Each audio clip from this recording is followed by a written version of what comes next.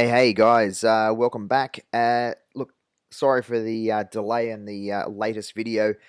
Been absolutely off the dial and haven't had a chance to get into it. But what I wanted to do specifically in this video is talk about getting started in the match the right way.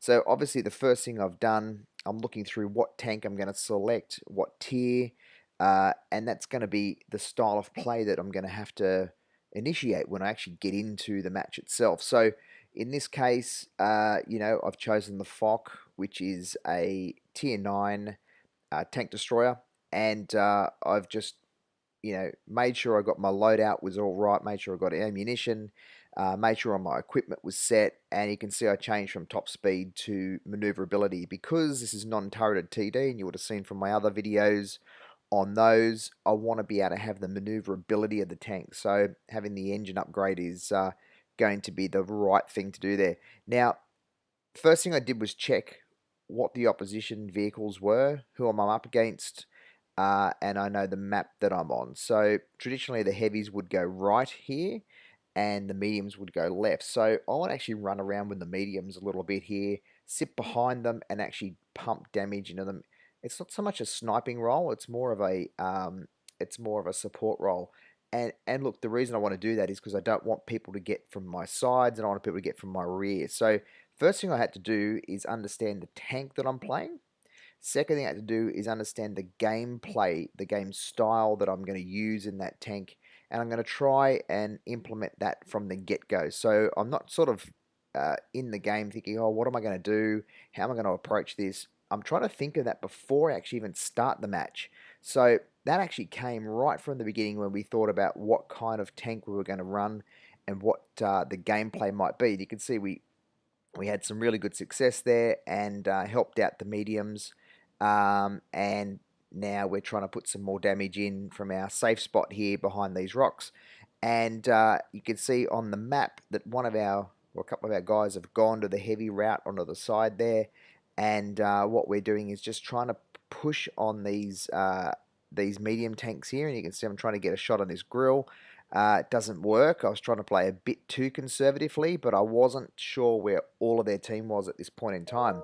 And again, like I said before, I want to protect my sides and I protect my rear. So I've looked at those guys that went to the right have been dispatched, so they're dead, which means I run the real risk of someone coming up behind me there while I'm sitting back behind those rocks. So I've come over here to see if I can get a shot again in behind my teammates here and give them support. But you can see there's no shot there. The other side's playing the heavy route. They're really taking cover down that back section of the map there. So what I'm going to do now is I figure, well, they're going to either come from behind, which is from where our spawn was, or they're going to try and attack the cap, which one of our guys is sitting on, to draw them in. So I'm going to capitalize on that, pardon for the pun. And I see the AMX-50B there. He takes a shot. You see, I took a shot and straight away turned, which gives my front an angle, and that allows me to bounce that shot. He got one shot in. Now, he had a 3 in the clip. He only got one of those 3 into me, which I think, that's a tier 10, very capable tank, capable of doing a lot of damage and wrecking your whole game in one clip. So, doesn't mean he's going to kill you in one clip, but he can really wreck you. So I've come down, I thought, no, I want to get rid of him, and I'm going to chance it again, bounce, because I angled my tank, and he got me right in the gun mantlet there. So while he was doing that, other teammates came in behind him, but I waited for my time to move.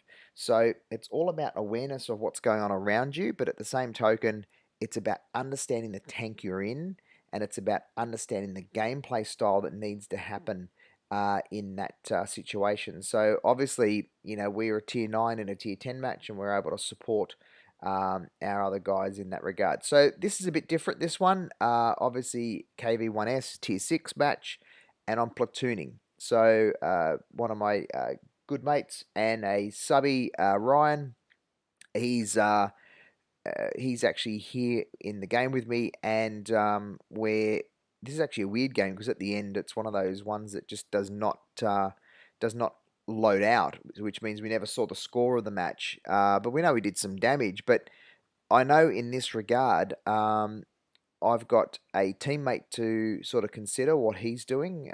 He's got me to consider. Um, and what we're trying to do is push up here and get some shots in. And with the KV-1S, we know that the reload is really long because I'm running the big gun. So I can take a shot and pull back. I take a shot and pull back. So again, I've got to understand who my opposition is. I'm using my awareness of what's happening with Ryan there.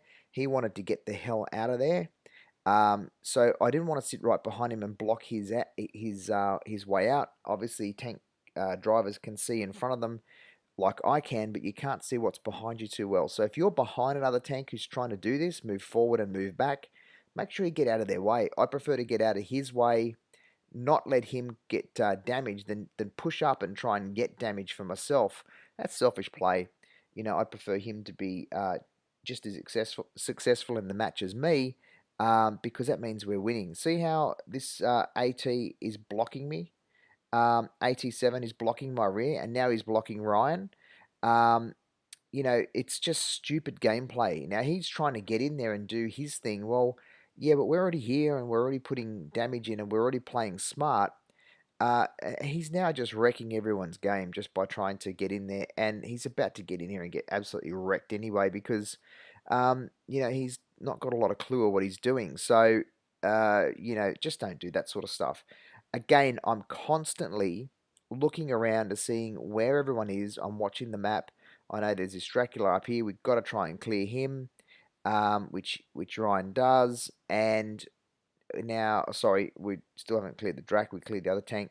The Drac is still there. We want to try and get rid of him too. And the game's fairly well in the balance. Yeah, we've got a couple of tanks up on them, but we've got, myself and Ryan are both injured here. So we've got not a lot of opportunity to actually do that.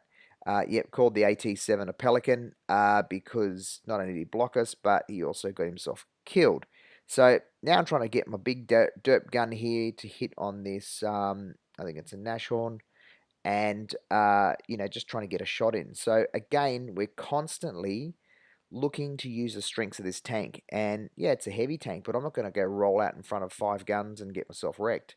That's just dumb play. So we're still playing cautious. So I've got long reload time, and even though we're up, I'm fairly well damaged here, and I'm just looking to get a shot, which I can't. But it doesn't matter because I'm trying to support Ryan here. He's doing a great job in the Sentinel, and it really, at the end of the day, it doesn't matter who gets the kills. It doesn't matter who gets the wins. It's all about working as a team, especially when you're playing in platoon. So we end up winning this match fairly convincingly. But again, it's using the tank that you've chosen in the right gameplay against the opposition that you're up against. So whether it's a heavy tank, a TD, medium, fast tank, whatever. But I just want to draw your attention to this. So I came up against this guy in match, and he was absolutely shocking. Have a look at his status, his military honor. Absolutely abysmal. How wargaming allows players like this to continue in the game is absolutely abhorrent. So look him up. You'll see what his profile's like. It's absolutely terrible. And frankly, his whole clan is the same.